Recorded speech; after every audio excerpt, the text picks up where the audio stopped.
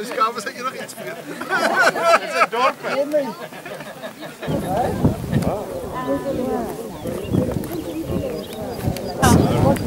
It's a fantastic turnout. I'm seriously impressed.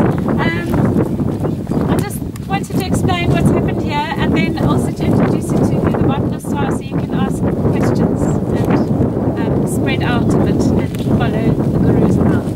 So this piece of felt burned now in autumn. What month was it? February. Okay, so late summer. This particular piece over here, just the small section that we're standing on now and above us, actually burnt the year before as well. So it's not ideal at all, but it was an accidental burn. And if you look at the diversity of what's coming up, it looks like the felt has handled it okay. The worst thing to do now would be to put livestock in here and graze it, because everything's new and trying to get going, and if you hammer it now then you will do long-term damage to the felt. So you can see how delicate it is now. It's only a few months old really. Okay. We have a choir. Surprise! Yeah, that's also one of the important things about post-fire is that you get lots of things in the Fabaceae family, in the PL family. And they really get the nutrients back in the soil. So here's one. Yeah, so if they graze very quickly after fire, then you knock out all those Fabaceae and then the nutrients doesn't get back into the soil, because they are helping the soil kind of get all the nutrients back by fixing nitrogen from the air. Yes. So it's very important not to graze after fire. But suggested length then? So what we like to recommend is 18 months, even 2 years if possible, after a burn to graze for the first time. So really let your felt get going nicely before you graze it. Then your rooikras has had a chance to reseed. Many of the bulbs have flowered at least once, and you'll just given the felt that chance to bounce back before you graze it. What you'll also see here, if you go onto a piece of felt after this that is really old and full of renosterbos or some other dominant bush, you'll see it's not very diverse. Here, if you stand here and you take just even a little meter squared area, you can probably count 30 or 40 plants in that meter. Trust me, I do it all the time. You can. So the diversity is incredible after a burn. So anyone who likes plants, we always gravitate towards the burnt areas, because this is where all the diversity is. In renosterfelt, yes, it isn't always the case. So renosterfelt likes to burn, but also importantly burning at the right time of year. So also in the dry season, the most dangerous time to burn is ecologically the best time. So in February was the ideal time for this to burn. March, April is a little bit safer if you're doing a controlled burn. And that also means that most of your bulbs are dormant. Your sorry, I'm speaking English. Maybe someone can translate for me. But, and also your grasses have flowered, and so you've again given the felt chance to do its thing before you burn. So I just want to introduce it to everyone so you know who the experts are. This is Ishmael, you all met earlier from Crew. Charlie is the legume expert, amongst many other things. Peel planter. Peel planter, yeah. Rupert Koopman is the botanist for Cape Nature. Who else have we got? Yanni, where's Yanni hiding? There you are. Yanni Groenewold's also doing his masters on renosterfelt management, especially the renosterfelt along the Breda River at Stellenbosch. And who else have we got? Stevens the botanist, but Botanical Society. Who else knows their plants? Put your hand up, don't be shy. Okay, so there are a few of us here who can try and help you name plants if you're interested, or then asking us any questions. And do you have any other questions about the felt or any comments from you guys? That's one of the things we are looking at. It's not clear. I think it depends on across the Overberg you have 4 different types of Renosterveld, and some receive more rainfall than others. Some are more Karoo-like habitat, which probably shouldn't burn as often. This is a very grassy area that we're in now, which probably can take a lot more burning. This actually, what we're standing on now is not Renosterveld. It's actually Swellendam Silkreek Fynbos, which is graduating into Renosterveld closer to the N2. So we call it an ecotonal habitat type. It's the 2 veld types coming together, so you've got a mixture. They both respond in a very similar way to fire. But we brought you here because, I also want to say that this is the Seerbrock Common Edge. This is where the SGF farmers are farming. So between Seerbrock and the N2, this area extends right across. It's over 2,000 hectares, over 1,000 of it is veld. So it's quite a unique area in terms of how much there is available in one piece to conserve. And it's also special because you've got this link from the mountain fynbos down into the lowland. You'll see we even drove through some thicket area and the river, and then you've got this lowland fynbos and lowland Renosterveld further on. So it's really an amazing system where you can see everything coming together. Francis? Yes, now I wanted to ask a question that Dirk asked, that one that's been coming up several times.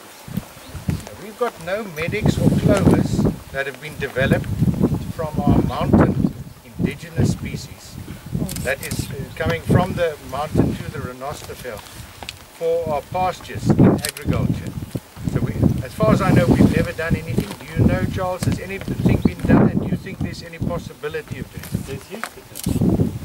They've done lots of work in Queensland, in Australia, for example, where they found your traditional pasture of ryegrass and trifolium or clover.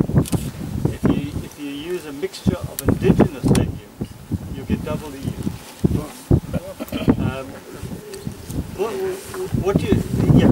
It's totally open.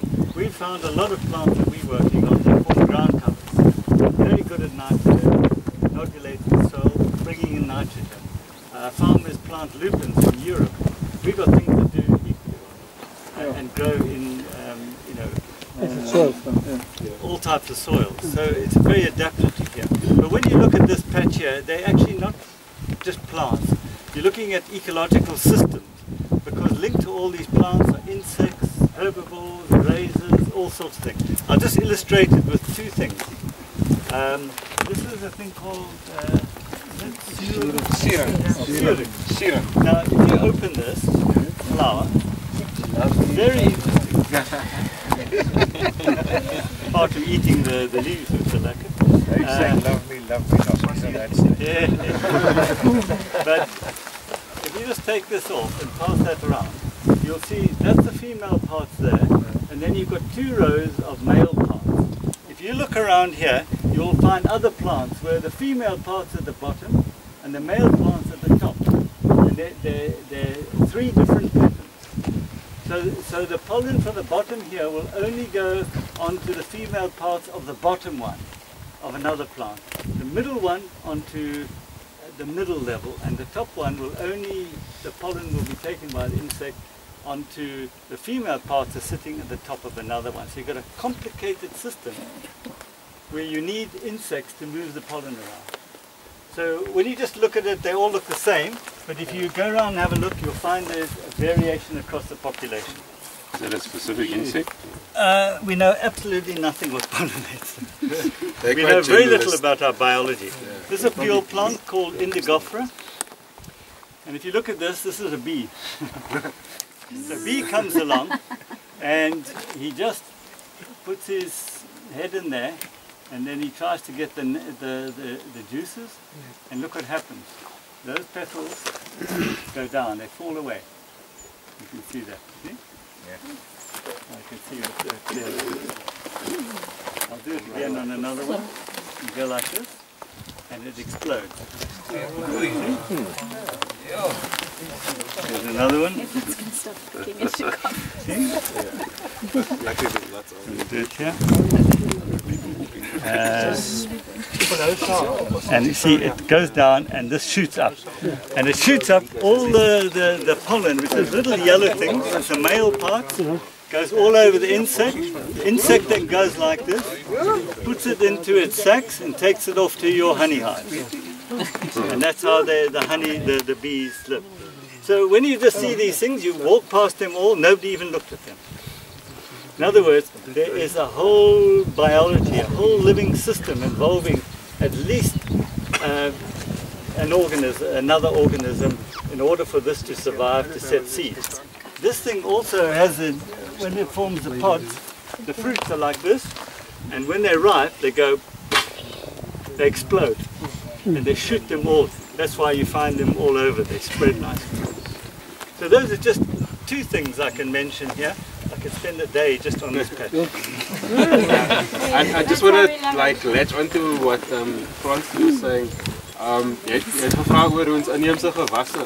En ek het net laasweek 'n groot e-pos conversation gehad met ouens van die Noord-Kaap en ook van University Missouri in Amerika oor ons inheemse rog.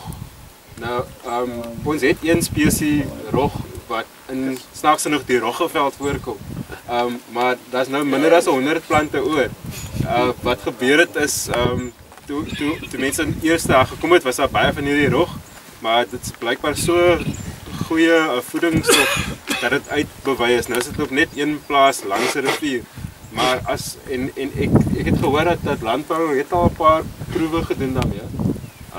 Maar as ons kan probeer om daai rog te probeer vestig as 'n gewas vir hierdie area en die rogveld is droog en dit is sommer reënval, so ek weet nie hoe hier sal aard nie. Maar ten minste sal dit gepas vir mense in die Karoo om 'n inheemse plant te hê en nie probeer om daai European rog te wat van 'n kouer area is en nie juis aard nie. So as ons so iets kan doen in kombinasie met want ons het omtrent meer as 500 teelplante.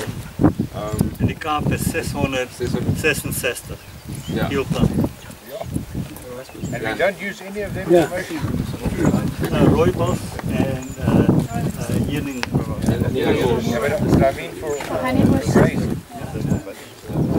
Sorry to carry on with the question, but what would it cost me to develop or to do trials or what would you do? You'd have to transform them a bit. You first want to be reading up a whole lot of information, but enough to and the first thing you've got to do is find out what plants are the stock eating. Already I can see 3 field plants here on other farms get eaten straight away. Because they're very rich in nitrogen and protein, and the animals love it. And they've adapted, like this one here is a thing called Aspalathus submusa. When that's big, it will form a big mat like this. That protects the soil. You go underneath the soil, it's cooler, and other plants can grow up through that. And that will produce your nitrogen. So some will be for nitrogen fixes, some will be for grazing. There's one called cullen, which I think has huge potential. And it grows in the dry areas of the Karoo. It could grow anywhere. There's one that grows on the coast that forms right across dunes, lines of dunes. We know lots of it. We have a project called, in the University of Cape Town, Biology of Legumes, and we're looking at the geography, the soil types, the bacteria, and how they've evolved with the legumes. We've just got some research money to do that, but not enough. And we've got anyone who's looking to do a master's or PhD honours, we've got 6 bursaries. It's my plug. Charlie, you're going to tell them about that cute little flower. Well, just because we're picking flowers to show you doesn't mean you must now run around the field picking flowers, okay? This little thing is for research purposes. It's for research purposes.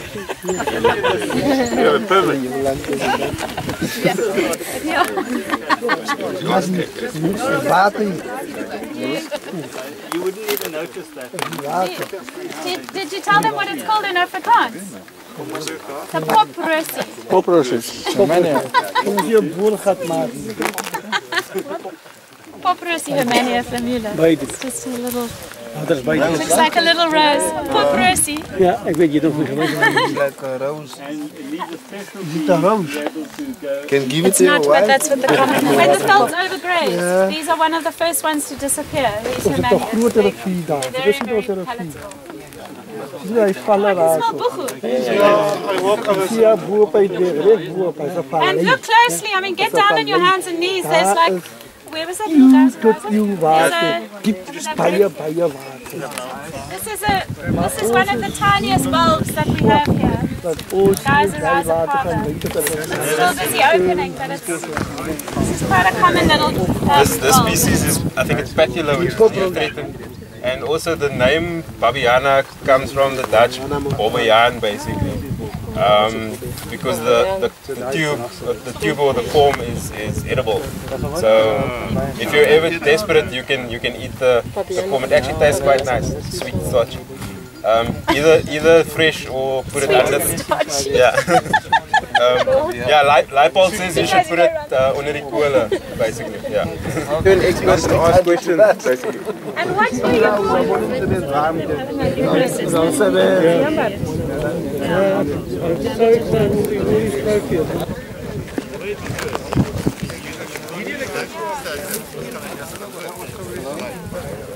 It's really nice to meet you. Yes.